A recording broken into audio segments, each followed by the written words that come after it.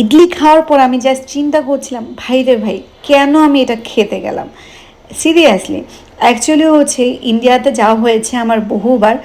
কলকাতার অনেক famous famous খাবার হচ্ছে আমি ট্রাই করেছি, বাট কখনো আমার ইডলি ওই রকমভাবে ট্রাই করা হয়নি। তো ইডলি দেখার পর আম্মুর খুব খুব খুব ইচ্ছে হচ্ছিল ইডলিটা ট্রাই করার জন্য। এটা দেখতে অনেকটা হচ্ছে আমাদের বাংলাদেশি ভাপা পিঠার মতো, সেই জন্য আম্মুর খুব ইচ্ছে হচ্ছিল। তাই আমিও আম্মুর সাথে হালকা একটু ট্রাই করার জন্য চলে এসেছি। তো আম্মু খাওয়ার পর আম্মুর কাছে মোটামুটি নাকি ভালোই লেগেছে, খারাপ না। তার এক্সপ্রেশন দেখে আপনারা বুঝতে পারছেন। তাই চিন্তা করলাম আম্মু যেহেতু খেয়ে পজিটিভ রিভিউ দিল, তাহলে হচ্ছে আমি নিজেও একবার ট্রাই করে দেখি, যেহেতু আমিও কখনো ট্রাই করিনি। সেজন্যই হচ্ছে আমিও আম্মুর থেকে হচ্ছে অল্প একটু ইডলি নিয়ে ট্রাই করছিলাম। ওয়াফিয়া তো একদমই খেতে নারাজ, কারণ ও চিকেন আইটেম ছাড়া আদার্স কোনো আইটেম একদমই ট্রাই করতে চায় না।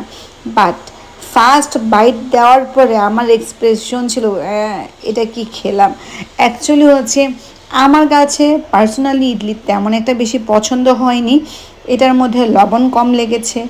সো বলতে গেলে অ্যাকচুয়ালি আমার কাছে তেমন একটা বেশি পছন্দই হয়নি।